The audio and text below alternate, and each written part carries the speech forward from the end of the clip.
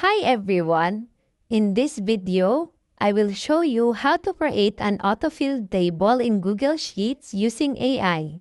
To do this, you first need to add an extension. To install, go to the top menu and click on Extensions. Then, from the drop-down, click on Add-ons and select Get Add-ons.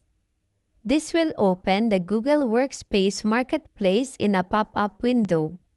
In the search bar at the top right, type GPT for Sheets and press Enter. From the search results, install this. In this tutorial, I already have it installed, but on your end, there is an Install button at the bottom right part. Click this and follow the instructions on the screen to complete the setup. Once it's installed, you can open it by going back to the Extensions menu at the top. Hover over the extension you will use, then click Open.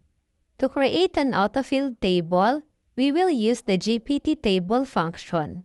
For this example, we will create an autofill table containing top 5 fruits and their vitamin C content.